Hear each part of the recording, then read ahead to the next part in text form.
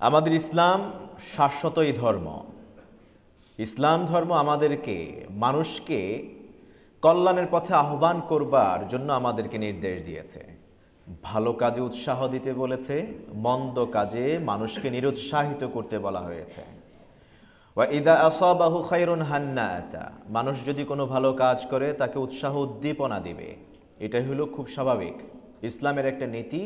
আর এই উৎসাহ উদ্দীপনা যদি কোনো ব্যক্তি দেয়, ভালো কাজ করনেওয়ালা যেমন সওয়াব পাবে, রাব্বে কারিম তাকে তেমনই সওয়াব দিবেন। ইসলাম ধর্ম এমন একটা ধর্ম যেই ধর্মে 24 ঘন্টাই আল্লাহর ইবাদত হিসেবে গণ্য হয়। অন্য কোনো ধর্মে এই সুযোগ, অন্য কোনো ধর্মে যদি উপাসনা করতে হয়, ইবাদত করতে হয়, নির্ধারিত জায়গায় যেতে হয়, নির্ধারিত পন্থায় করতে হয়, নির্ধারিত সময়ে করতে হয়। তাদের নির্ধারিত সময়ের বাহিরে অন্য সময়টুকু ইবাদত হিসেবে কবুল হয় না, তাদের কাছে ধর্তব্য নয়। কিন্তু আমরা মুসলমান ইমানদার, আমাদের 24 ঘন্টাই আল্লাহর গোলামি হিসেবে কবুল করেন কে? আল্লাহ। সুবহানাল্লাহ। আপনি ঘুমালেও সওয়াব, আপনি সজাগ থাকলেও সওয়াব, আপনি হাসলেও সওয়াব, আপনি কানলেও সওয়াব। আপনার পুরোটা জীবন ভর শুধু সওয়াব আর সওয়াব। ইসলামে সবকিছু আধিক্যতা, পুণ্যের দিক থেকে আধিক্যতার কোনো শেষ নাই। কিন্তু অপরাধ, অকল্যাণ, পাপাচার করবেন, যা করবেন শুধুমাত্র তদ্রূপ সেই অনুযায়ী একটা গুনাহ লেখা হয়। এর আধিক্য দেয়া হয় না। বিষয়টা এমন নয় কেউ যদি একটা গুনাহ করে তার বদলে 10টা গুনাহ লেখা হয়। একটা অপরাধ করলে 10টা গুনাহ লেখা হয় না, একটা অপরাধের বিনিময়ে একটা গুনাহই লেখা হয়। কিন্তু আপনি একটা ভালো কাজ করবেন, ন্যূনতম প্রতিদান দেবেন কত গুণ? 10 গুণ। ন্যূনতম প্রতিদান 10 গুণ। সেই ধর্মের এক একজন অনুসারী আমরা। সুবহানাল্লাহ। সূরা কাউসার পড়েছি, সূরা কাউসার আমরা শুনেছি, মুয়াজ্জিন সাহেব খুব সুন্দর করে তেলাওয়াত করেছেন, আলহামদুলিল্লাহ। সূরা কাউসার এর অর্থই হলো প্রাচুর্যতা, অ্যাবান্ডেন্স। এই সূরাটা কখন নাজিল হয়েছে? যখন নবীজি সাল্লাল্লাহু আলাইহি ওয়াসাল্লাম খুব মানসিকভাবে দুঃখ কষ্টে ছিলেন, তিনি মানসিক কষ্ট পাচ্ছিলেন। ওই সময়, এমন এক সময়ে এই সূরাটা নাজিল হয়েছে। বিশ্বনবী উনি একটু দুশ্চিন্তিত ছিলেন, চিন্তামগ্ন ছিলেন, চিন্তা করছেন মাথা নিচের দিকে তাকিয়ে তাকিয়ে, এইভাবে তিনি ভাবছেন। হাদিসে এসছে সহিহ বুখারীতে, আল্লাহ রাসূল সাল্লাল্লাহু আলাইহি ওয়াসাল্লাম মুখটা তুলেই একটা মুচকি হাসি দিলেন। বিশ্বনবী সাল্লাল্লাহু আলাইহি ওয়াসাল্লাম যখন চুপ করে থাকতেন, নিচের দিকে কোনো দিকে তাকিয়ে থাকতেন, ধ্যানমগ্ন থাকতেন, অন্য সাহাবীরা তখন ভয়ে কথা বলতেন না। তারা অপেক্ষা করতেন কখন নবীজি সাল্লাল্লাহু আলাইহি ওয়াসাল্লাম নিজের থেকে কথা বলা শুরু করেন। নবী সাল্লাল্লাহু আলাইহি ওয়াসাল্লাম সেদিনও চুপ করেছিলেন, কারণ তার কিছুদিন আগেই তার সন্তান আব্দুল্লাহ, ইব্রাহিম, আল্লাহর বান্দা, নাম কি? ইব্রাহিম, তার কলিজার টুকরা সন্তান ইব্রাহিম ইন্তেকাল করেছেন। তার সন্তান একের পর এক শুধু ইন্তেকাল করেন, তারা বয়সে বাড়ছেন না। ইব্রাহিম যখন ইন্তেকাল করলেন তখন মানুষরা তাকে নির্বংশ বলতে শুরু করলো। আপনারা জানেন মক্কায় ওই সময় কাফেরদের নেতা ছিল কাব ইবনুল আশরাফ। কাব ইবনুল আশরাফ, হাদিস সহিহ মুসলিম উদ্ধৃত হয়েছে, তিনি মক্কায় আসছেন মদিনা থেকে, মদিনার নেতা ছিলেন। মদিনা থেকে কাব ইবনে আশরাফ মক্কায় আসছিলেন। আসার পরে মক্কাবাসীরা তাকে গ্রিট করলো, বলল যে নাহনু নাসকি আলমা ওয়া সাহিবুল ইনা, আমরা তো পান পাত্র দিয়ে মানুষকে পানি পান করাই। কিসের পানি? মক্কায় কিসের পানি প্রসিদ্ধ? জামজমের পানি। দেখেন বাহাদুরিটা কিভাবে নেয়। বলছে যে আমরা তো মানুষকে পানি পান করাই, আর ওয়া আনতা সাইয়্যিদু মাদিনা, তুমি মদিনার নেতা এসছো, তুমি নেতা, আর আমরা মানুষকে পান করাই, খাইতে দেই। এবার বলো দেখি কে ভালো, কে উত্তম?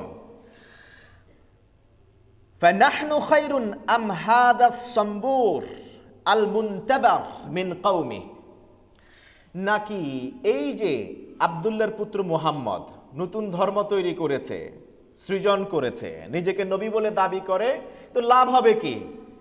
সে তো আবতার, তার বংশ নির্বংশ হয়ে গিয়েছে, তার ছেলে হলেই মারা যায়, তার বংশের নাম নেয়ার মতোই আর কেউ থাকবে না অবশিষ্ট।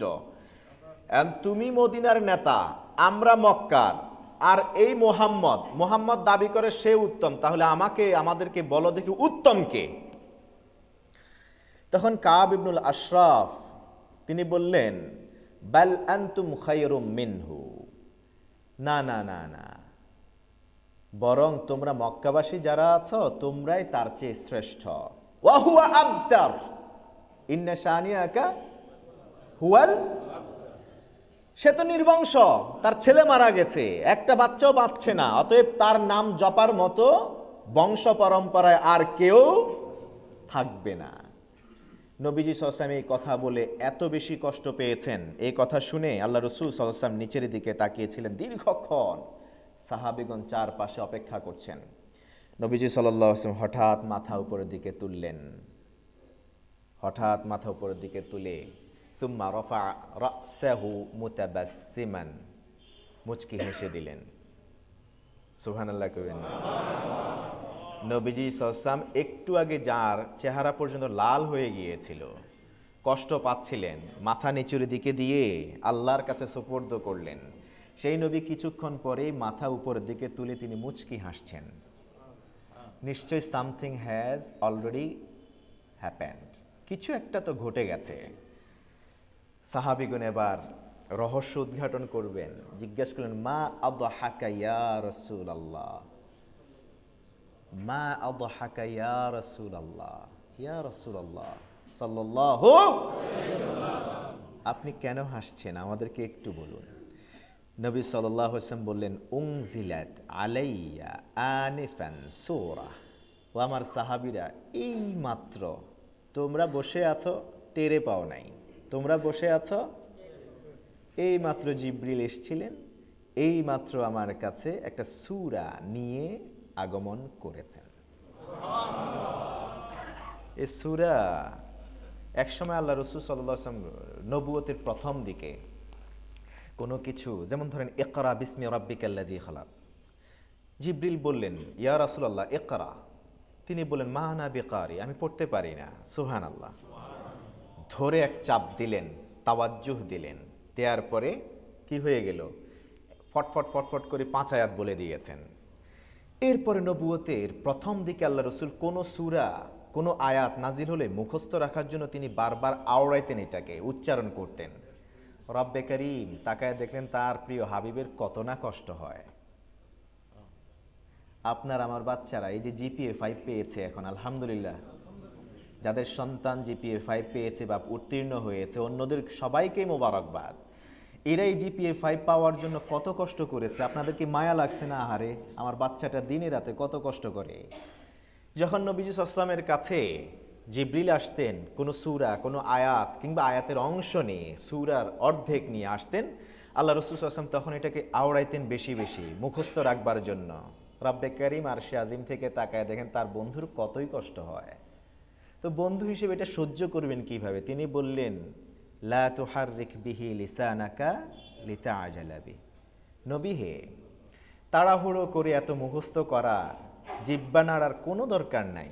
ইন্না আলাইনা জামাআহু ওয়া কুরআনা, আমি কোরআন নাজিল করছি, এটা আপনার সিনাতে জমা করে দেয়া, এটা আমার দায়িত্ব। ফাইদা ক্বরানাহু ফাত্তাবি' কুরআনা, নবী হে, যখন এই কোরআন নাজিল হতে থাকবে আপনি শুধু তাকায় তাকায় দেখবেন, জিবরাইলের ঠোঁটের দিকে দেখবেন কিভাবে সে উচ্চারণ করে, কি বলে। আপনার জিহ্বা নাড়ানোর দরকার নাই, মুখস্থ করার চেষ্টা করার দরকার নাই, বাকি সব দায়িত্ব আমার, সব আপনার সিনাতে আমি আল্লাহ তাআলা গেঁথে দেব। সূরা কাউসার নিয়ে নবীজি সাল্লাল্লাহু আলাইহি ওয়াসাল্লামের কাছে জিবরাইল আসছেন, সাহাবীরা টেরও পান নাই। নবী মুহাম্মদ সাল্লাল্লাহু আলাইহি ওয়াসাল্লাম মাথা নিচের থেকে উপরের দিকে মুচকি হেসে বললেন, কাদ উনজিলাত আলাইয়া আনিফান সূরা, ও আমার সাহাবীরা, এই মাত্র আমার কাছে একটা সূরা নাজিল করা হয়েছে। সুবহানাল্লাহ। ফাকারা, এই কথা বলে নবীজি সাল্লাল্লাহু আলাইহি, দেখেন এখন আর ওনার মুখস্থ রাখার দরকার নাই, একবার বলে দিয়েছে, অল্প সময়ের মধ্যে নবীজি সাল্লাল্লাহু আলাইহি ওয়াসাল্লাম পড়তে শুরু করলেন, বিসমিল্লাহির রহমানির রহিম। নবীজি সহিহ মুসলিমের হাদিস, তিনি এই সূরাটা পড়ার শুরুতে বিসমিল্লাহ পড়েছেন, এই জন্য প্রত্যেক সূরার শুরুতে কি পড়তে হয়? বিসমিল্লাহ। নবীজি সাল্লাল্লাহু আলাইহি ওয়াসাল্লাম এক সূরা শেষ করে আরেক সূরা শুরু করার আগে তিনি বিসমিল্লাহ পড়তেন।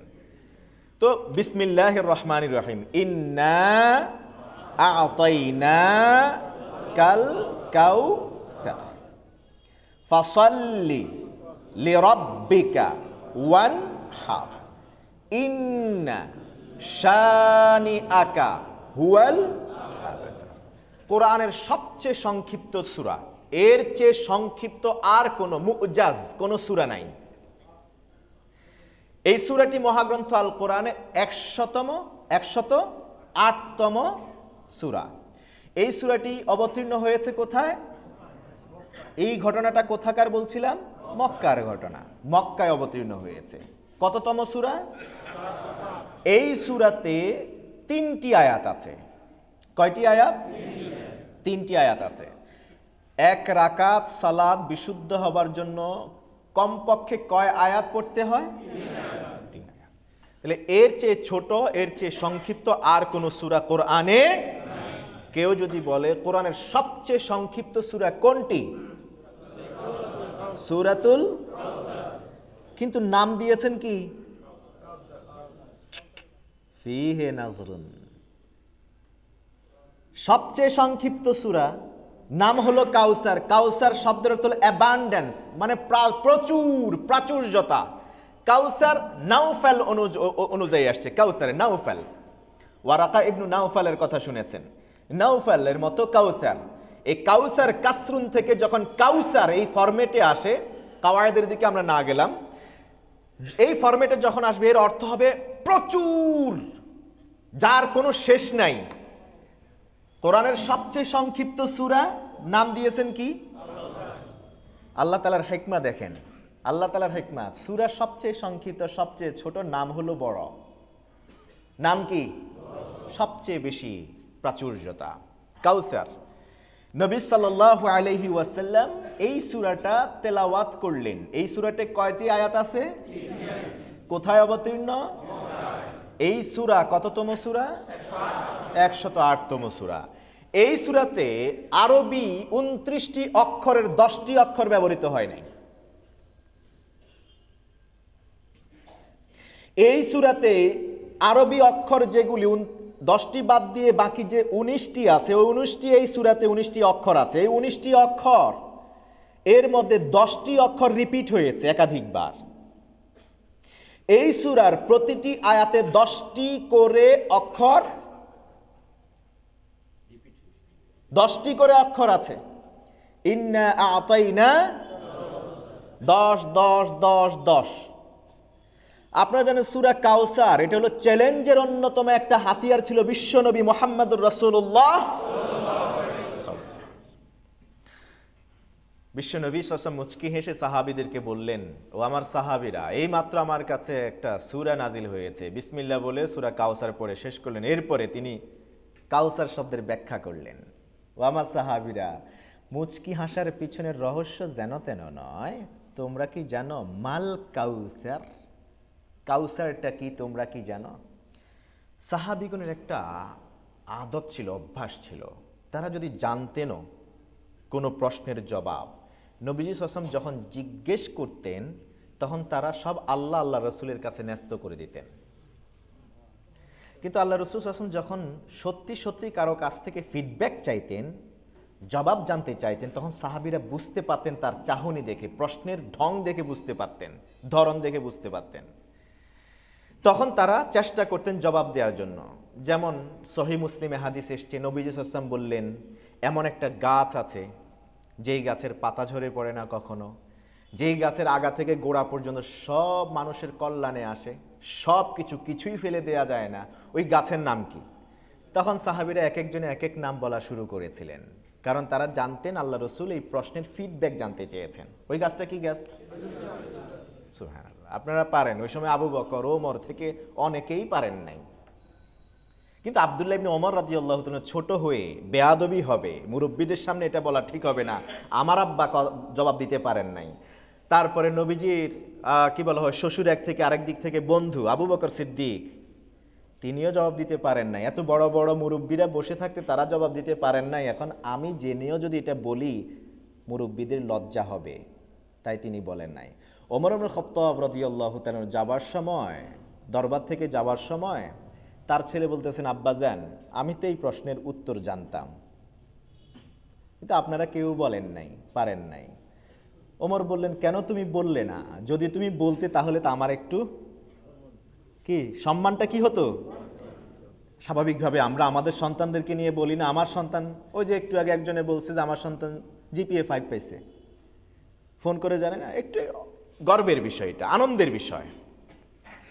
ওমর বললেন, কি ব্যাপার, তাহলে তুমি কেন বললে না? তখন তিনি বললেন, ইয়া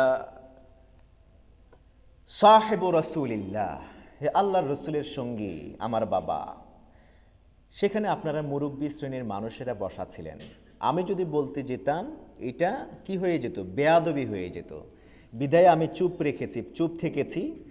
সর্বশেষ আল্লাহ রসুল সাল্লাল্লাহু আলাইহি ওয়াসাল্লাম এই প্রশ্নের জবাব নিজেই দিয়েছিলেন। সুবহানাল্লাহ। এই জন্য বয়স্কদের শ্রদ্ধা করা, মুরব্বীদের সম্মান করা ইসলামের বড় শেয়ার। মুরব্বীদের কি করা?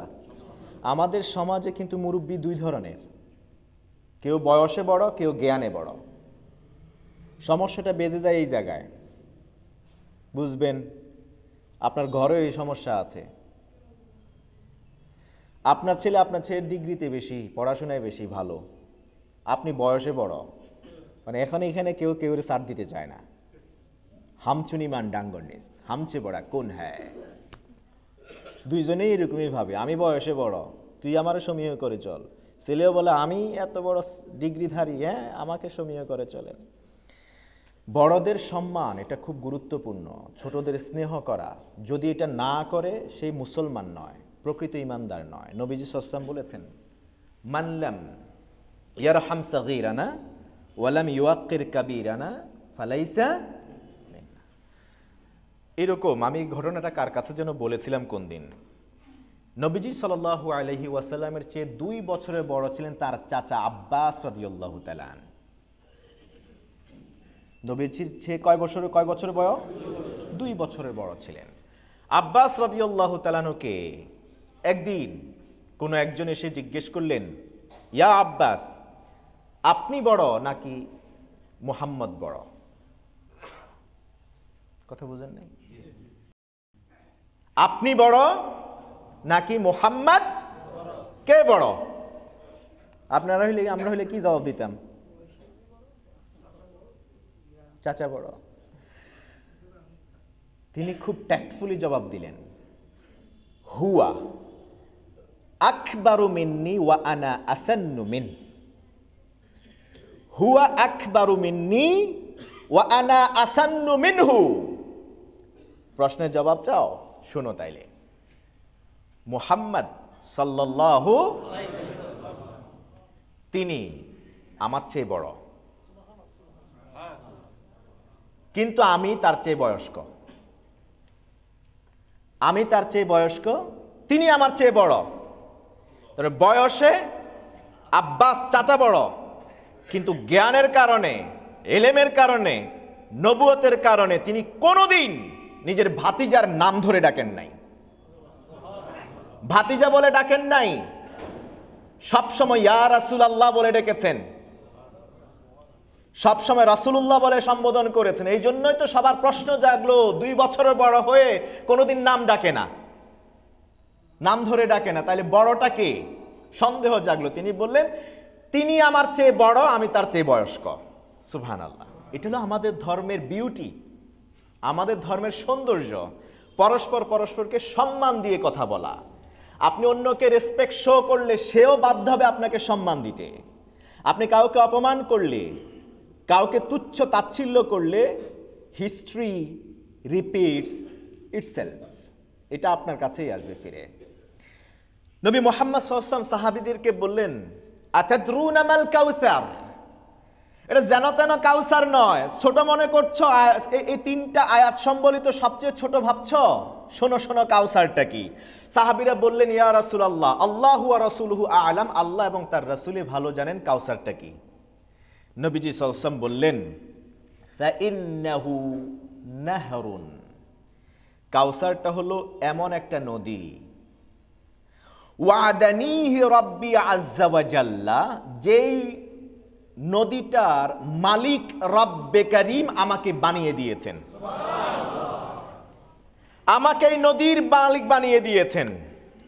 আলাইহি খায়রুন কাসীর, এই যে তার অর্থ চলে আসছে, এখানে যাবতীয় কল্যাণের এক সমন্বিত রূপ আছে। এটা শুধু একটা নদী জ্ঞান করো না, এটা শুধু পানি প্রবাহিত হয় এটা জ্ঞান করো না, এটা যেন তেন কাউসার মনে করিও না, এটার মধ্যে সব ধরনের কল্যাণ আছে। হুয়া হাউদুন, সাহাবীদেরও তো দরকার, এটা আল্লাহ রসুল মালিক, আমাদের কি তো প্রশ্ন করার সাহস নাই? নবীর মালিকানার জিনিস নিয়ে কি আর প্রশ্ন তুলতে পারেন?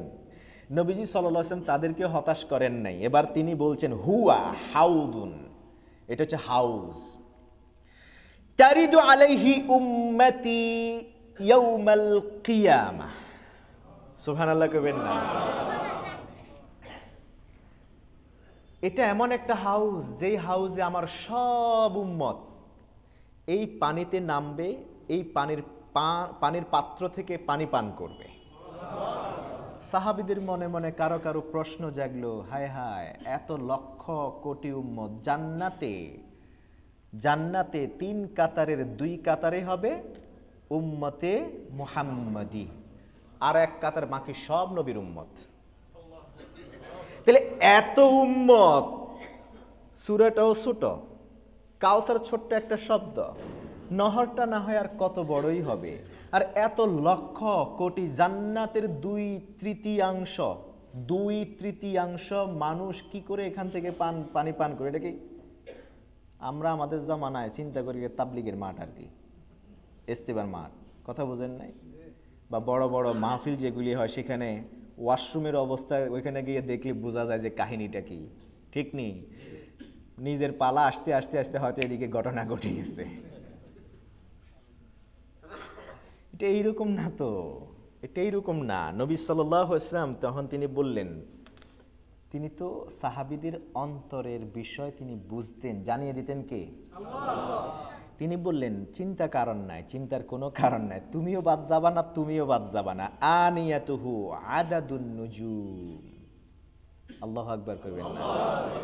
বলবেন যে হুজুর অর্থই তো বুঝি নাই, আল্লাহু আকবার কেমনে আগে বলি? আনিয়াতু হলো পানপাত্র, হাউজের পানপাত্র। আদাদুন নুজুম, আসমানের যত তারকা আছে, তারকা গুণে কি শেষ করা যায়? এটা আজ পর্যন্ত পৃথিবীর কোনো বিজ্ঞানী গুণে শেষ করতে পেরেছে? আল্লাহু আকবার। এর পানপাত্রের সংখ্যা জেনে রাখো অসংখ্য, অগণিত। ইভেন আসমানে যত তারকা রাজি আছে কিয়ামত পর্যন্ত আল্লাহ তাআলা সৃষ্টি করবেন, তার চেয়ে সংখ্যা অনেক গুণ বেশি। আরে বিজ্ঞান বলছে সারা বিশ্বের সব বালিকণাকে যদি একসাথ করা হয়, আসমানে যত তারকা আছে তার কয়েক লক্ষ কোটি ভাগের 1 গুণও হবে না।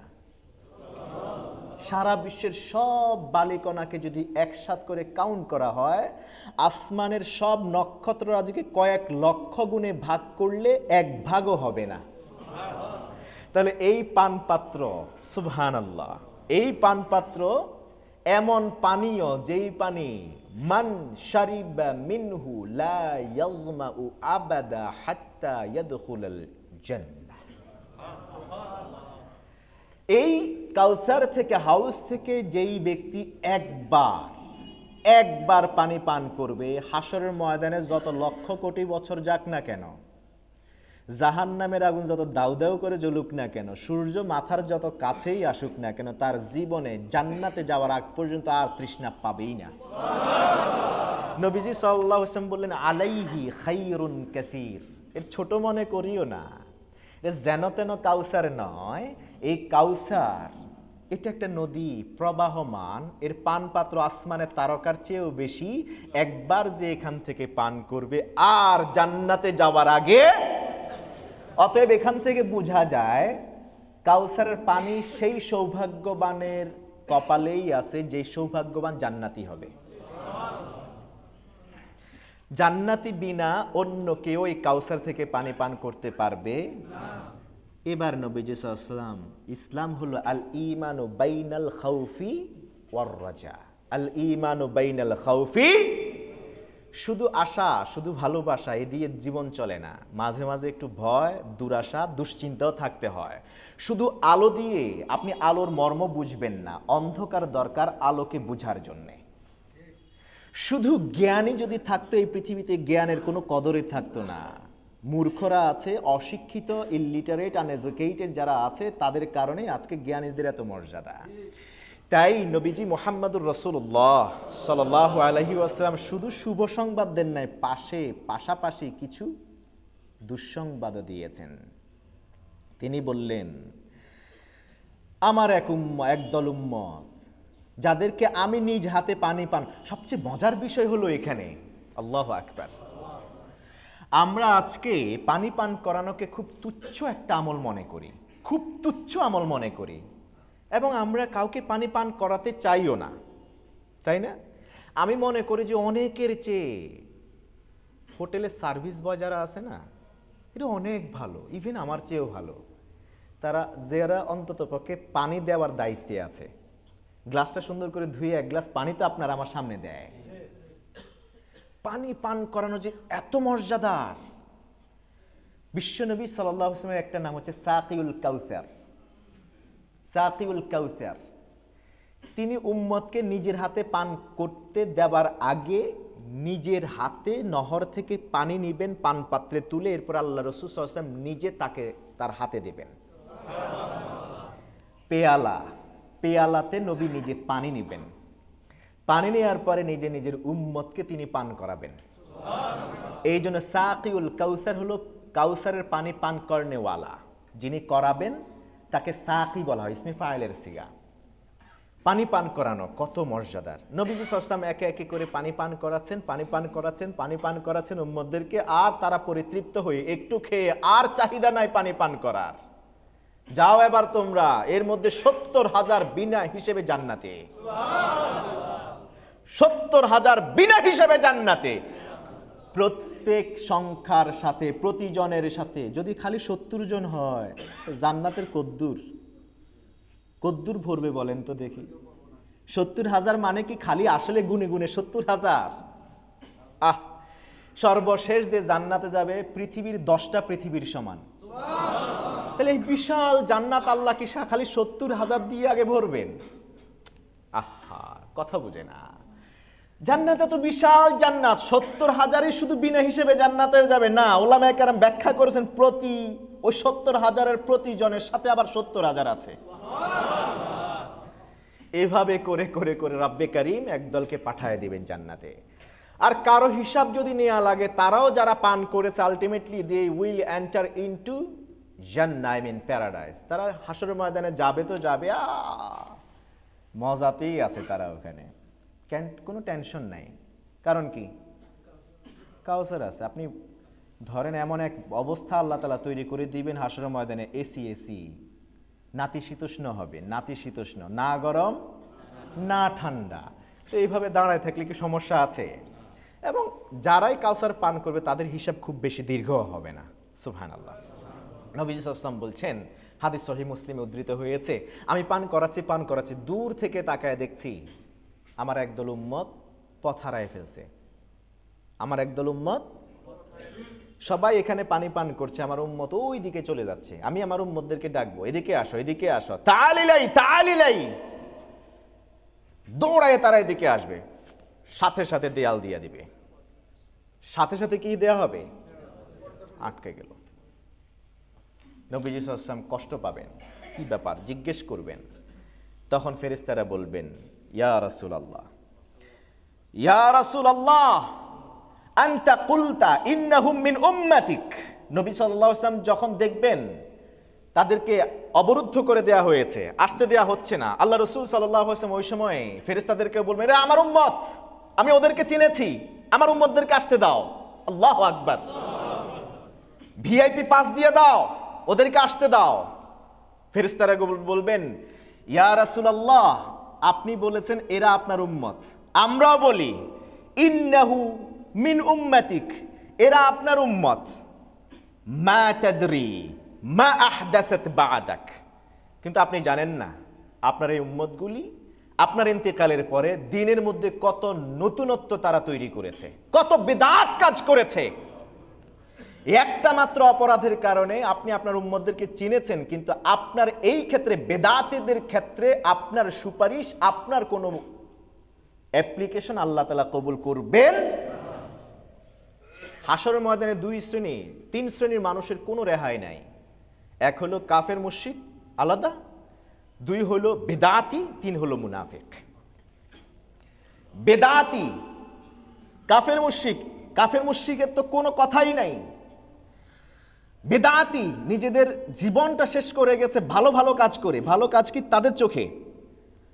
ইয়াহসাবুনা আন্নাহুম ইউহসিনুনা সুনা। বেদাতিরা ভালো কাজ মনে করে কিন্তু বেদাতের কাজগুলি করে, ঠিক কিনা? বেদাত সবসময় সহিহ সুন্নাহর সাথে মার্জ হয়ে যায়। ভালো কাজের সাথে ভালো কিছুর সাথে বেদাতকে মিশ্রিত করে। বেদাত যদি আলাদা কেউ করতে চায় এটা কেউ করবে না। তাই বেদাতকে সবসময় ভালো কোনো কাজের সাথে সংমিশ্রণ করে তারপরে এটাকে খাইয়ে দেয়া হয়। কোন একজন শায়েখ এটা প্রায় এক্সাম্পল দেয়, আমার এই এক্সাম্পলটা এত বেশি পছন্দের। তিনি বলেন যে ধরুন আপনার বাসায় প্রচুর ইঁদুর, আপনি ইঁদুরকে মারবেন, কৌশল অবলম্বন করলেন, কি আনছেন? বিষ। এখন যদি ইঁদুরকে মারার জন্য কৌশল হিসেবে বিষটাকে এক জায়গায় রেখে দেন, একটা ইঁদুরও কি জীবনে আসবে এখানে খাওয়ার জন্য? আপনি এটারে মজা করে কলার সাথে বিস্কিটের সাথে যেটা ইঁদুর পছন্দ করে ওগুলোর সাথে মাখায় সুন্দর করে রেখে দিবেন, দেখবেন যে এক এক করে টপ টপ টপ করে সব এসে আটকে গেছে। কথা বুঝেন নাই? বেদাতীদের অবস্থা হয় এরকম। বিস্কিট কিন্তু খেলে ইঁদুরের কিছু হইতো না, কলা খেলে ইঁদুরের কিছু হতো না, বরং আরো হৃষ্টপুষ্ট হইতো। কিন্তু সাথে যে কি মিশানো আছে ওইটাই হলো বেদাত। ভালো কিছুর সাথে মন্দটাকে মিশায়ে একসাথে দেয়, নচেত কেউ কিন্তু বেদাত করতো না। এগুলো উদ্ভাবন করার লোকও আছে আলাদা। অতএব এই কাউসার থেকে পানি তারা পান করতে পারবে না উম্মত হওয়া সত্ত্বেও নবীজি যাদেরকে চেনবেন, ডাকবেন পানি পান করানোর জন্য, এরপরও দে ওন্ট বি গ্রান্টেড কি টু হ্যাভ ওয়াটার, পানি তারা পান করতে পারবেন। কাউসার ইমানদারের সব কিছুই হবে, চাই করবে কাজটা যত ছোট হোক, যত তুচ্ছই হোক না কেন, যত নগণ্য হোক, এর প্রতিদান যে কত বেশি। সুবহানাল্লাহ কইবেন না? নবীজি শুধু কাউসার দিয়ে বুঝান না যে নহরের মধ্যে তোমরা থাকো, না না, বলছেন আলাইহি খাইরুন কাসীর, এটা আমার উম্মতের জন্য আল্লাহ তাআলা দিয়েছেন, অতএব এটার মধ্যে প্রচুর কল্যাণ রয়েছে। এই জন্য বিশ্ব নবী সাল্লাল্লাহু আলাইহি ওয়াসাল্লাম বলেছেন লা তাহকিরান্না মিনাল মারুফি শাইআ, ভালো কোনো কাজ যত ছোট যত তুচ্ছই হোক না কেন এটাকে অবজ্ঞা করিও না, ছোট হোক না কেন। বিশ্বাস করেন ছোট ছোট আমলের কারণেই বড় বড় জান্নাত। কারণ আল্লাহ রসুলকে আল্লাহ রসুল সাল্লাল্লাহু আলাইহি ওয়াসাল্লাম বললেন কারো আমল কাউকে কখনো জান্নাতে নিতে পারবে না। হাদিস সহিহ বুখারীর, কারো আমল কাউকে কোনোদিন জান্নাতে নিতে পারবে না। সাহাবীগণ প্রশ্ন করলেন ইয়া রাসূলুল্লাহ আপনাকেও না? বিশ্বনবী বললেন না, আমাকে নয়, আমাকেও পারবে না আমার আমল জান্নাতে নিতে। আচ্ছা বলুন তো দেখি আল্লাহ রসুলের চেয়েও কি বেশি আমলদার আমরা হয়ে গেছি? তিনি বলছেন যে আমাকেও আমার আমল জান্নাতে নিতে পারবে না, ওয়ালাকিন গাম্মাদানি আল্লাহু আযজা ওয়া জাল্লা বিরহমাতি, রব্বে কারীম আমাকে জান্নাত দিবেন তার রহমত দিয়ে, কারণ ইতোমধ্যে আল্লাহ তাআলা রহমতের চাদর দিয়ে আমাকে আবৃত করে নিয়েছেন। ছোট ছোট আমল। মেরাজ থেকে ফিরে এসে বেলাল ইবনে রাবাহকে কি শুভ সংবাদ দিলেন? বেলাল কিন্তু মুয়াজ্জিন ছিলেন। বিশ্বনবী জান্নাত থেকে ফিরে এসে বেলালকে বলেন না বেলাল তুমি আজান দিছো 40 বছর টানা, এই জন্য তোমাকে জান্নাতে দেখে এসেছি, এটা কি বলছেন? বেলাল নিজের জীবন বাজি রেখেছেন, উমাইয়ার কত অত্যাচার নির্যাতন সহ্য করেছেন, কত কষ্ট পেয়েছেন, বালির উপর তাকে উত্তপ্ত ময়দানে শুইয়ে দেয়া হলো, সবচেয়ে বড় পাথর নিয়ে আসা হলো, জ্বলন্ত অঙ্গার উপর তাকে ফেলে দেয়া হলো, এরপরে তার গলার মধ্যে রশি লাগিয়ে দিয়ে মরুভূমিতে তাকে মাইলের পর মাইল ঘোড়ার সাথে বেঁধে দিয়ে এরপরে চেঁচিয়ে তাকে নেওয়া হলো, কত কষ্ট হয়েছে। আল্লাহ রসুল জান্নাত থেকে ফিরে এসে বলেছিলেন, বেলাল তোমার এই কারণে তোমাকে জান্নাতে দেখে এসেছি। কি জন্য বলেন তো? তাহিয়াতুল ওযু, তাহিয়াতুল ওযু, এটা আমরা খুব ছোট তুচ্ছ মনে করি না, হালকা মনে করি, তাই না? অনেকে জীবনে একবারও পড়ছে কিনা সন্দেহ আছে, কেউ বা মাঝে মাঝে একবার দুইবার পড়ি। বেলাল ইবনে রাবাহ রাদিয়াল্লাহু, বিশ্বনবী নিজেই জানেন না যে সে কি আমল করে এত ফজিলত। সুবহানাল্লাহ। বিশ্বনবী বললেন, বেলাল বিমা সাবাক্তানি আল জান্নাহ, বিমা সাবাক্তানি আল জান্নাহ। বেলাল কি ব্যাপার, আমি না হয় সশরীরে গিয়েছি জান্নাতে, তোমাকে তো দুনিয়াতে রেখে গেছি আমি, তোমাকে তো আমি দুনিয়াতে রেখে গেছি, আমি জান্নাতে যাওয়ার আগে, কারণ আমি জান্নাতে ঢুকে দেখি তুমি জান্নাতের ভিতরে, তাহলে নিশ্চয় তুমি ভিতরে, আমি এখনো বাইরে, তুমি আমার আগে জান্নাতে চলে গেছো, কি করে সম্ভব? বিমা সাবাক্তানি আল জান্নাহ, কি করে তুমি আমার আগে জান্নাতে চলে গেলে? বেলাল ইবনে রাবাহ বললেন, ইয়া রাসূলুল্লাহ, এমন কোনো ভালো কাজ তো করি না, যা করি তো আপনাকে দেখে দেখে করি, আপনাকে অনুসরণ করে করি। বেলাল, না না না না, নিশ্চয় কোনো কাজ করো যেটা আমি জানি না।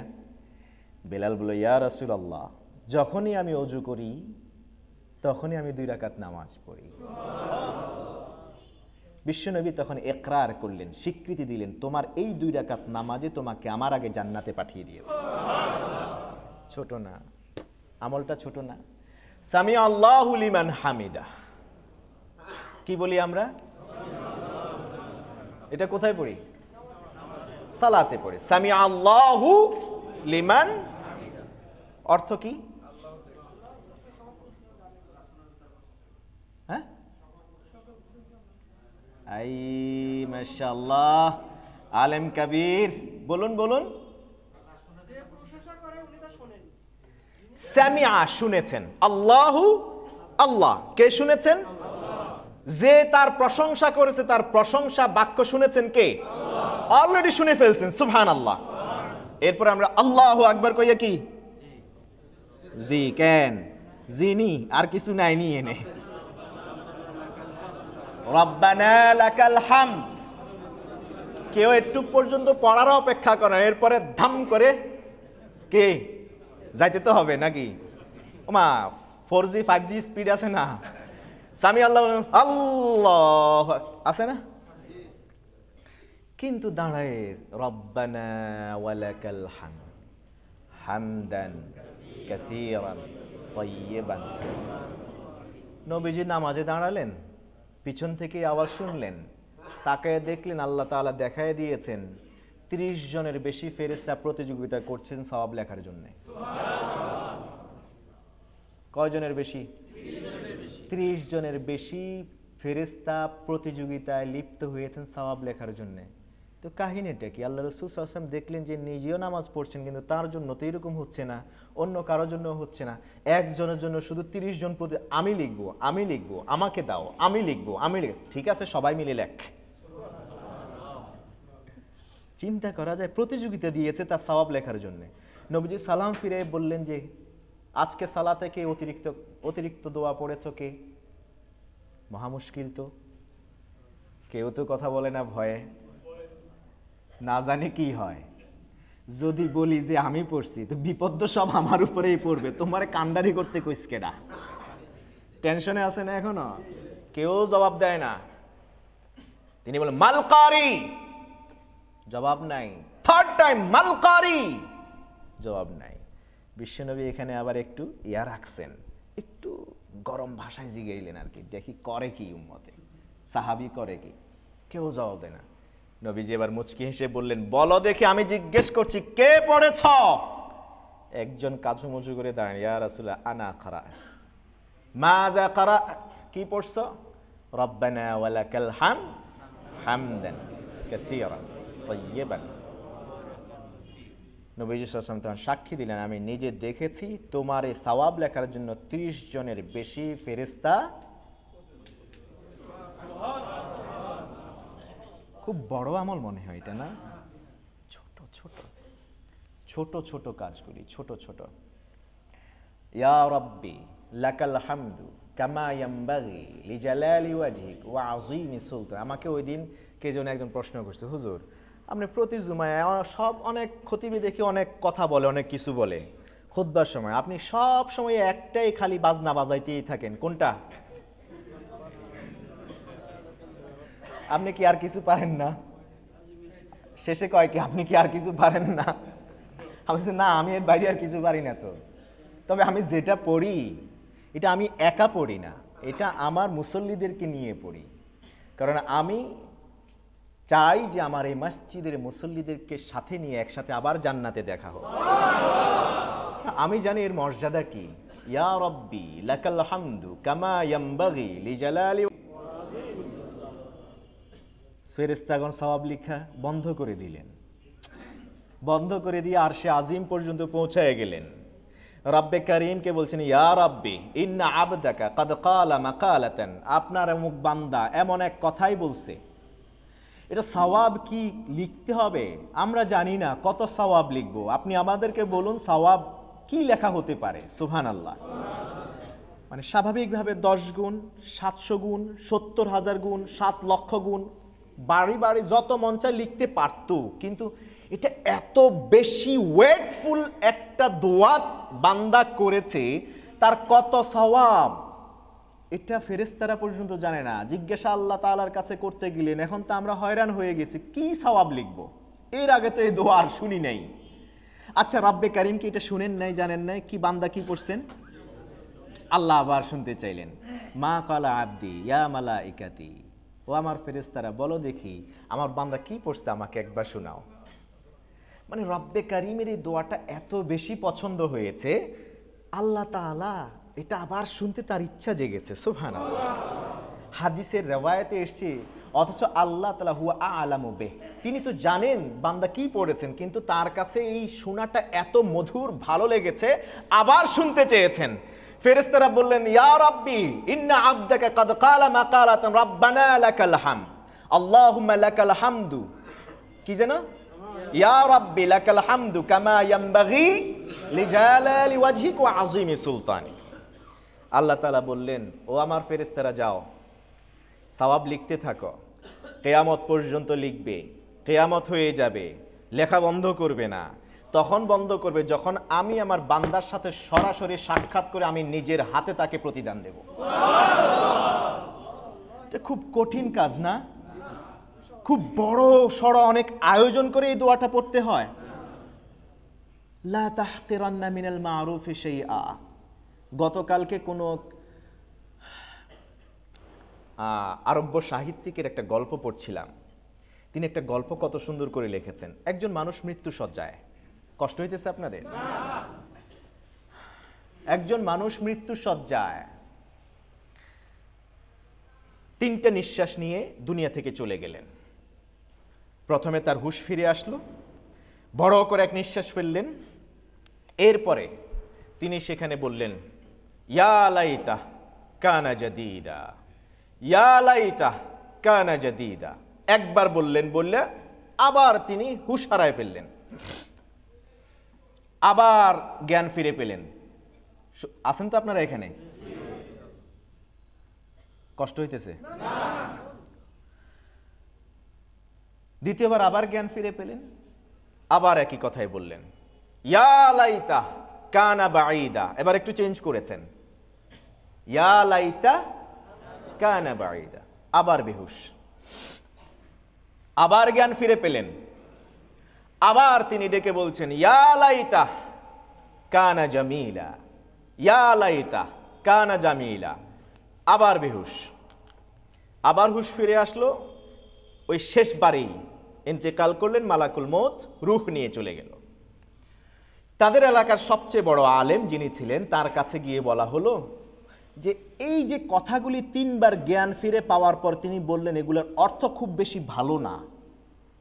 ইন্তেকালের আগে 3টা কথা বললেন, অন্য কোনো কথা না বলে, কোনো কালেমা না পড়ে, কালেমে তাইয়্যিবা না, লা ইলাহা ইল্লাল্লাহ নয়, কিন্তু এই 3টা কথা পড়েই তিনি ইন্তেকাল করলেন। এর মানে কি, কেন এটা বললেন, ব্যাখ্যা জানতে চাইলেন। তিনি সব ঘটনা শুনলেন, কি কি বলেছে, ইয়া লাইতাহু কানা বাঈদা, ইয়া লাইতাহু কানা জাদিদা, ইয়া লাইতাহু কানা জাদিদা, হায় আফসোস যদি এটা নতুন হইতো। দ্বিতীয়টা, ইয়া লাইতাহু কানা বাঈদা, হায় আফসোস যদি এটা আরো দূরে হইতো। ইয়া লাইতাহু কানা জামিলা, ইয়া লাইতাহু কি জানো, কানা জামিলা, হায় আফসোস যদি এটা সুন্দর হইতো, যদি এটা নতুন হইতো। প্রথমটা কি বললাম? নূতন। দ্বিতীয়টা দূরে। তৃতীয়টা কানা কানা কামেলা, ইয়া লাইতাহু কানা কামেলা, যদি এটা পূর্ণ হইতো। তাহলে তিনটা কথা, কয়টা কথা বললেন? এক, ইয়া লাইতাহু কানা জাদিদা, হায় আফসোস যদি এটা নতুন হইতো। দুই, ইয়া লাইতাহু কানা বাঈদা, হায় আফসোস যদি এটা আরো দূরে হতো। তিন, ইয়া লাইতাহু কানা কামেলা, হায় আফসোস যদি এটা পূর্ণ হইতো। এর ব্যাখ্যা কি? আল্লাহওয়ালা, আল্লাহর বান্দা ঘুমালেন রাত্রে। ঘুমানোর পরে তার সাথে সাক্ষাৎ হলো। তাকে জিজ্ঞেস করলেন, কেন তুমি মৃত্যুর আগে এই তিনটা কথা বললে? তখন তিনি বললেন, আমি যখন প্রথমবার হুঁশ ফিরে পেলাম, মালাকুল মউত আমার কাছে এসছে। মালাকুল মউত আমার শিয়রে বসা। প্রথমেই মালাকুল মউত আমাকে আমার জান্নাতে প্রাসাদ দেখিয়েছে। আমাকে মালাকুল মউত বলেছে, হাদা কাসরুকা ফিল জান্নাহ, এটা তোর জান্নাতের প্রাসাদ, তুই এখানে থাকবি। আমি এই প্রাসাদটা এত সুন্দর দেখেছি, এত সুন্দর দেখেছি, আমি অভিভূত হয়ে গিয়েছি। আমি ফেরেশতাকে জিজ্ঞেস করলাম, মালাকুল মউতকে জিজ্ঞেস করলাম,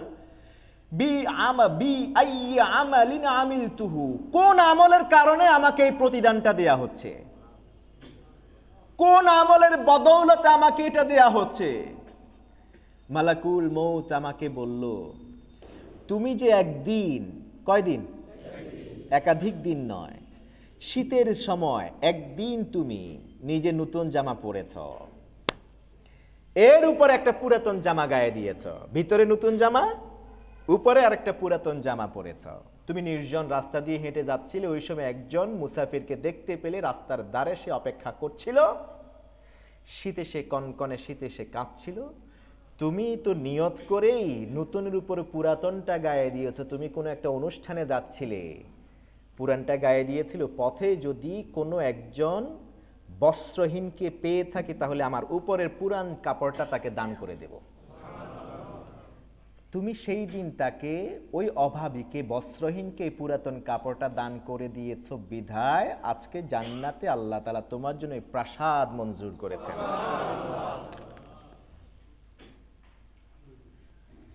আমাদের ঘরে অনেকের পুরান কাপড় আছে না? কত পুরান কাপড় পরে আছে না? কিসওয়া, ইসলামের অনেক দণ্ডবিধি থেকে মুক্তিপণ হিসেবে কিন্তু এই অন্যকে কি করা? কাপড় দান করা। 2 নাম্বার, তাহলে দ্বিতীয়টা কেন? ইয়া লাইতাহু কানা বাঈদা, দ্বিতীয়টা কেন তুমি বললে যে আয় হায় হায় এটা যদি আরো দূরে হইতো? বলল যে মালাকুল মউত আমাকে আরেকটা প্রাসাদ দেখিয়েছে। সুবহানাল্লাহ। আমাকে বলল, হাদা কাসরুকা ফিল জান্নাহ, এটা তোমার জান্নাতে প্রাসাদ। আমি জিজ্ঞেস করলাম, কোন আমলের কারণে এটা দেয়া হচ্ছে? তখন মালাকুল মউত আমাকে বলল, তুমি একদিন মসজিদে আসছিলে সালাত পড়ার জন্য।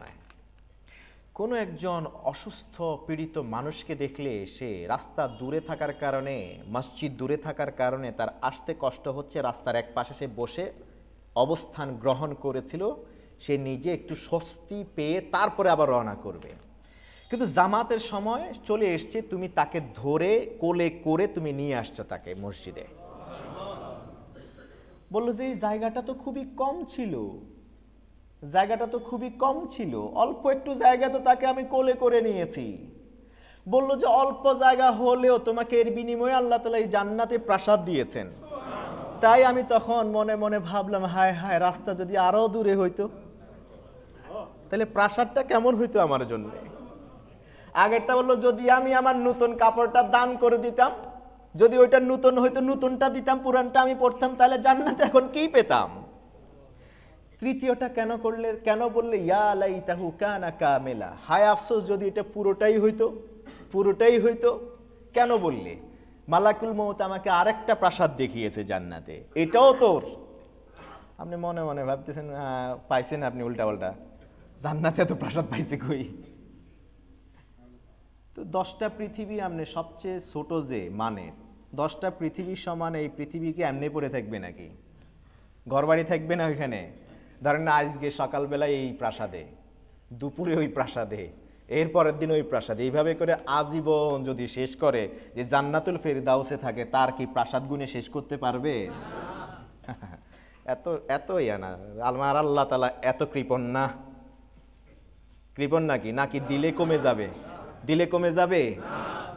সব লাউ আন্নাল ইনসা ওয়াল জিন্না কামু ফি সাঈদিন ওয়াহিদিন ফাসাআলু মাসআলাতাহু, রব্বে করিম হাদিসে কুদসিতে বলছেন, সব জিন সব ইনসান এই সাকালাইন একটা ময়দানে এসে প্রত্যেকে স্ব ভাষায় যদি তাদের যত চাওয়া আছে সব যদি আমার কাছে পেশ করে, আমি প্রত্যেককে যদি সব দিয়ে দেই, মা নাকাসা যালিকা মিন মুলকি শাইআ, সবাইকে কিয়ামত পর্যন্ত আদম থেকে শুরু করে সব জিন ইনসানকে সবকে যদি সব দিয়ে দেই, আমার যে রাজত্ব আছে, খাজানসিখানা আছে, তার থেকে বিন্দু মাত্র কমবে না। সেই রব আপনাকে জান্নাত দিবেন, এটা যেন তেন নাকি? সেইটা কি দুনিয়ার ফ্ল্যাট মনে করছেন? 1000 স্কয়ার ফিটের ফ্ল্যাট? তাইলে কেন তুমি এটা দেখলে আমাকে আরেকটা প্রাসাদ দেখাইছে, আমি বললাম যে এটা কি জন্য দেয়া হয়েছে আমাকে, তিনি বললেন তোমার কি মনে নাই, তোমার হাতে একটা রুটি ছিল, 4 ভাগ করেছ, 4 টুকরো করেছ, একটা টুকরো একজন এতিমকে খেতে দিয়েছিলে তুমি, পুরো রুটি তো দেই নেই, এক টুকরা না দিছি। যদি সেটা পুরোটা দিয়ে দিতাম তাহলে আমার প্রাসাদটা কি হইতো? এটা হলো আমাদের ধর্ম ইসলাম। অল্পতেই আমার রব খুশি হয়ে যান। আপনার নাজাতের জন্য অল্প ছোট ছোট এই আমলগুলি যথেষ্ট, তবে সেটা ইখলাসপূর্ণ হওয়া চাই। মুআজ্জাজ হাদিরিন, আমরা কাউসার নিয়ে কথা বলছি। কাউসার নিয়ে কথা বললে কয়েক তাফসির নিয়ে কথা বলা যাবে, কিন্তু আমরা এই কাউসার নিয়ে আর কথা বলবো না। তবে সূরা কাউসারের একটা চমৎকার কথা বলে আমরা আজকের তাফসিরের রীতি টানতে চাই। আল্লামা ইবনে কাসির রাহিমাহুল্লাহ, তাফসির ইবনে কাসিরের লেখক আল্লামা ইবনে হাফিজ ইবনে কাসির রাহিমাহুল্লাহ আল বিদায়া ওয়ান নিহায়া নামক ইতিহাস গ্রন্থে তিনি এই ঘটনা নকল করেছেন। কুফায় একজন লোক নিজেকে নবী দাবি করল। কি দাবি করছে? নবী দাবি করা ঠিক আছে তো এই যুগে? ঠিক আছে? আর কোন নবী আসবে?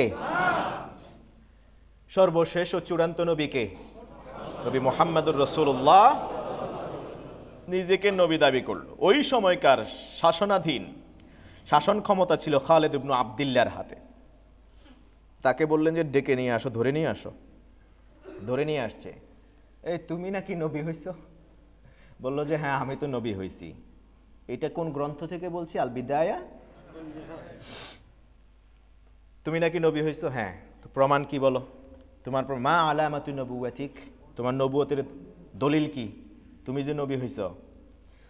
আমার নবী তো নবী হইছে, তার উপরে আল্লাহ তাআলা কোরআন পাঠাইছেন, সূরা নাজিল হইছে, তো তোমার উপরে কি কাহিনীটা কি? বলো যে কদ উনসিলা আলাইয়া কোরআন, আমার উপরেও কোরআন নাজিল হইছে। উতলু মিনাল কোরআন। খালিদ ইবনে আব্দুল্লাহ বলেন ঠিক আছে, ভালো কথা, তোমার এই কোরআন আসছে, তো কোরআন তো আমিও শুনতে চাই, পড়ো দেখি। তিনি বললেন ইন্না আ'তাইনাকাল জামাহির, বুঝেন, ফাসাল্লি লিরাব্বিকা ওয়ালা তুজাহির ওয়ালা তুতি' কুল্লা কাফিরিন ওয়ালা ফাজির। কি সুন্দর না? সূরা বানাইছে।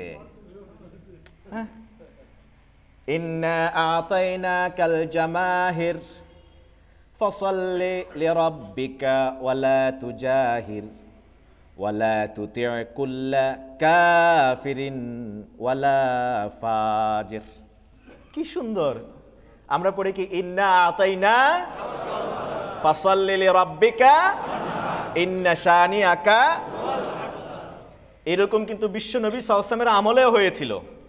সূরা কাউসার কোরআনের সবচেয়ে ছোট সূরা, এটা যখন তেলাওয়াত করা হলো ওরা ফিক মেরে হেসে দিয়েছে, ও এটা, ওই সময় তো জ্ঞান বিজ্ঞানের যুগ, জ্ঞানের যুগ, আরবি ভাষার পাণ্ডিত্যের যুগ, বড় বড় কবিরা ছিল, প্রতি বছর ওদের কবিতার উৎসব হতো, সবার কবিতাকে একসাথ করে ওটাকে মূল্যায়ন করা হতো, সবচেয়ে ভালো কবিতাগুলি যেগুলি বর্তমান যুগের নোবেল প্রাইজ পাওয়ার মতো এইরকম, এগুলিকে কাবা ঘরের আস্তিনের মধ্যে দেয়ালের মধ্যে ঝুলিয়ে দেয়া হতো, চ্যালেঞ্জ ছুড়ে দেয়া হতো, এইরকম কেউ পারো কিনা দেখাক।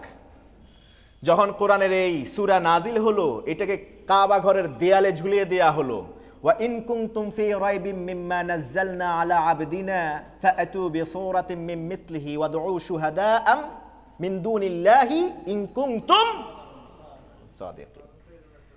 তাহলে এইরকম একটা সূরা নিয়ে আসো। তিনটা চ্যালেঞ্জ কোরআনে আল্লাহ তাআলা দিয়েছেন, হয় এইরকম একটা সূরা নিয়ে আসো, অথবা 10টা আয়াত সম্বলিত একটা সূরা নিয়ে আসো, অথবা একটা আয়াত রচনা করে দেখাও। সুবহানাল্লাহ কইবেন না? ওই সময় হলো আরব্য সাহিত্যের যুগ, কবিতা শত শত হাজার হাজার লাইনের কবিতা তারা এক বসাতে রচনা করতে পারতেন, কোনো চিন্তা করা লাগতো না। ঝুলাই দেয়া হলো ও মাত্র 3 লাইন, কোনো বিষয়ই না, আচ্ছা ঠিক আছে। সারা রাত চলে গেল, সারাদিন চলে গেল, মাস চলে গেল, বছর চলে গেল, পরের বছর ওই সময় আসার আগে ঝুলিয়ে দেয়া হলো, ইন্না আতাইনা কাল কাউসার ফাসাল্লি লিরাব্বিকা লাইসা হাদা মিন কালামিল বাশার। আল্লাহু আকবার। 1 বছর চেষ্টা করেছি, একটা শব্দ বানাতে পারি নাই, কলম রুদ্ধ করে দিয়েছেন কে? শেষে বললেন 2 আয়াত আগেরটাই রেখে শেষে 3য় আয়াত বললেন লাইসা হাদা মিন কালামিল বাশার। কেমনে পারবো, এটা তো মানুষের কোনো রচনাই না, তো রাব্বে কারীমের কথা। এ দাবি করছে কে? এ দাবি করছে কি? ইন্না আতাইনা কাল জামাহির। মাশাআল্লাহ, মনে রাখতে হবে তো, ইন্না আতাইনাকা আল জামাহির, তারপর ফাসাল্লি লিরাব্বিকা ওয়ালা তুজাহির ওয়ালা তুতি কুল্লা কাফিরিন ওয়ালা ফাজির। অর্থ কি জানেন? মজার অর্থ, কি সঙ্গতি রেখে অর্থ করেছে। ইন্না আতাইনাকা, আমি আপনাকে দান করেছি, আল জামাহির, বহু মানুষ আপনার ভক্ত। কথা বুঝেন নাই? জামাহির জমহুর থেকে এসছে, আমি আপনাকে অনেক ভক্ত অনুরক্ত দিয়েছি, বহু মানুষ আপনাকে নবী বলে মানতেছে। ইচ্ছে বড় কি আর কি চান আপনি? ওটা হলো কাউসার আর এটা কি জামাহির। ফাসাল্লি, নামাজ পড়ুন, কার জন্য? লিরাব্বিকা, আল্লাহর জন্যই। ইসলাম থেকে খারিজ নিজেকে বলে নাই, নাহলে তো মানবে না, বুঝেন নাই? ফাসাল্লি লিরাব্বিকা, রবের জন্য নামাজ পড়ুন, ওয়ালা তুজাহির, তবে এটাকে জাহির করিয়েন না। কথা ঠিক আছে কিনা? ইবাদতের মজা তো ঠিক আছে, উদ্দেশ্য তো ঠিক আছে, শেষে না মানে বলতেছে ওয়ালা তুতি কুল্লা কাফিরিন ওয়ালা ফাজির, কোন কাফের কোন ফাজের পাপিষ্ঠ মানুষের অনুসরণ করিও না, খালি আমারে করিবা। কথা বুঝেন নাই? খালিদ ইবনু আব্দুল্লাহ বলছে, আচ্ছা এই কথা, নকল করে আনছো। জল্লাদকে বললো তার ধর, ধরে গলায় রশি ঝুলা, টান দে উপরের দিকে। বলছে আমার কাছেও তো একটু আগে আইছে ওহি। কে? খালিদ ইবনে আব্দুল্লাহ। কি রে, আবার সবাই কয় যে এর কাছে ওহি আছে, কাহিনীটা কি? আমার ওহি জানো কোনটা? ইন্না আতাইনাকাল আমুদ ফাসাল্লি লিরাব্বিকা আলা আউদ ফাআনা দামিনুন লাকা আল্লা তাউদ। কি সুন্দর কথা। ইন্না আতাইনাকাল আমুদ ফাসাল্লি লিরাব্বিকা আলা আউদ ফাআনা দামিনুন লাকা আল্লা তাউদ। কি সুন্দর, ওইটাকেই নকল করলেন। ইন্না আতাইনাকাল কাউসার ফাসাল্লি লিরাব্বিকা ওয়ানহার ইন্না শানিয়াকা হুয়াল। ইনি বললেন ইন্না আতাইনাকাল আমুদ ফাসাল্লি লিরাব্বিকা আলাল আউদ আনা দামিনুন লাকা আল্লা তাউদ। মিলছে কিনা? সুন্দর আরেকটা রচনা করলেন। এর অর্থ কি জানেন? ইন্না আতাইনাকাল আউদ, ইন্না আতাইনাকাল আমুদ, শাসন ক্ষমতা যেহেতু আমার হাতে, অতএব আমি তোমাকে মৃত্যুদণ্ড দিলাম। বাঁচতে চাও, ফাসল্লি লি রাব্বিকা, বাঁচার জন্য দোয়া করো কার কাছে? আলা আউদ, যেন আল্লাহ তোমার এখান থেকে ফিরে দেন, বাঁচায় দেন। দোয়া করো যেন আল্লাহ তোমাকে এখান থেকে বাঁচায় দেন। তবে আমি একটা কথা বলতে পারি, ওয়া আনা দামিনুন লাকা আল্লাহ তাউদ, আমি জিম্মা নিতেছি তুই জীবনে আর এই মৃত্যু থেকে ফিরে আসতে পারবি না। এই সূরা কাউসার, যুগ যুগ ধরে কাউসার সবচেয়ে ছোট সূরা, সংক্ষিপ্ত সূরা, সবাই কোন বিষয় নাকি এটা, অথচ নবীজি সাল্লাল্লাহু আলাইহি ওয়াসাল্লাম সাহাবীদেরকে বলেন এটাকে ছোট বলে ছোট মনে করে। কাউসার কি বুঝো তোমরা? কাউসার হলো এই এই এই এই ইন্না আতাইনাকাল কাউসার। আমি স্টান্ড হয়ে গিয়েছি, থান্ডার্ড হয়ে গিয়েছি। আজকে ড্রাইভ করে আসার সময় ইন্না আতাইনা এই দুটা শব্দের মানে চিন্তা যখন করছিলাম, ওয়াল্লাহি আল্লাহ তাআলা এই দুইটা শব্দের মধ্যে যে কি মজাটা রাখছেন, কি মজাটা এখানে দিয়েছেন আল্লাহ তাআলা। ইন্না আগে আল্লাহ তাআলা জমির ব্যবহার করেছেন, ফেল পরে ব্যবহার করেছেন। ফেলের আগে জমির ব্যবহার করলে কি ইস্তেফাদা দেয়, কি ফায়দা দেয়? মানে আল্লাহ সুবহানাহু ওয়া তাআলার শব্দ চয়ন কি অসাধারণ। আমাদেরকে যে আল্লাহ অল্প জ্ঞান দিয়েছেন, এটা দিয়ে আমরা এতটুকু বুঝেছি, কিন্তু যার কাছে সব জ্ঞানের মালিক যিনি রহমাতুল লিল আলামিন, তিনি না জানে কত কিছু জানেন। সুবহানাল্লাহ। এই সূরা কাউসার পেয়ে তিনি কি এমনিতে মুচকি হেসে দিয়েছেন? একের পর এক ছেলেগুলি, বাচ্চাগুলি মরে যাচ্ছে, ইন্তেকাল করছে, আর অন্যরা এসে তাকে তিরস্কার করছে, তুমি তো লেজ কাটা, আবতার মানে লেজ কাটা, বংশ কাটা তুমি মানুষ, এভাবে গালিগালাজ করছে। নবীজি সাল্লাল্লাহু আলাইহি ওয়াসাল্লাম চিন্তায় মগ্ন হয়ে গেলেন, সেখান থেকে মাথা তুলেন, তিনি মুচকি হেসে দিয়ে শুভ সংবাদ শোনালেন। একটা মানুষ কোমাতে চলে গেলে যা হয়, বিশ্বনবী সাল্লাল্লাহু আলাইহি ওয়াসাল্লাম ওই অবস্থাতে তিনি ফিরে এসে মুচকি হেসে দিলেন। আপনাকে যদি ওই সময় কোটি কোটি টাকাও দেয়, আপনার সন্তান চলে গেছে, আপনার মুখে কি হাসি আসবে? এটা এত সহজ হাসি আসা? সাহাবীগণ অবাক হয়ে গেলেন, ছেলে মারা গেল, এরা সবাই মিলে তাকে নির্বংশ বলে গালিগালাজ করছে, আর আল্লাহ রাসূল হাসছেন। অথচ ইব্রাহিম এমন একজন ফুটফুটে বাচ্চা সন্তান ছিলেন, নবীজির এত আদরের ছিল, যেই নবী সাল্লাল্লাহু আলাইহি ওয়াসাল্লাম সন্তান মারা গেলে তাকে নিয়াহা করতে, কাউকে বিলাপ প্রলাপ করতে নিষেধ করেছেন, নবীজি সাল্লাল্লাহু আলাইহি ওয়াসাল্লাম ইব্রাহিমকে কোলে টেনে নিয়ে তিনি কত সুন্দর কথা বললেন, তুমি আমার কলিজা, তোমার জন্য আমার অন্তর কাঁদে, তোমাকে আমরা মিস করব। এই কথাগুলি আল্লাহ রাসূল সহিহ বুখারীর হাদিসে এসে তিনি আরবিতে বলেছিলেন। এরপরে তিনি অঝরে দু চোখের পানি ছেড়ে দিয়ে কেঁদেছেন যখন আব্দুল্লাহ ইবনে মাসউদ রাদিয়াল্লাহু তাআলা আনহু আল্লাহ রাসূলের বুকের দিকে তাকায় দেখলেন দাড়ি বেয়ে বেয়ে আল্লাহ রাসূলের বুক ভেসে যাচ্ছে। তখন আব্দুল্লাহ ইবনে মাসউদ বিশ্বনবী সাল্লাল্লাহু আলাইহি ওয়াসাল্লাম বললেন, ইয়া রাসূলুল্লাহ ইয়া রাসূলুল্লাহ আনতা তাবকি ওয়া আনতা কুনতা নাহাইতা, আপনি কাঁদতেছেন? আপনি না আমাদেরকে মানা করছেন যে মানুষ মারা গেলে, আত্মীয় স্বজন মারা গেলে না কাঁদতে, আপনি বলছেন, আপনি নিজেই আপনার বাচ্চা মারা গেছে, আপনি কাঁদতেছেন? সুবহানাল্লাহ কইবেন না?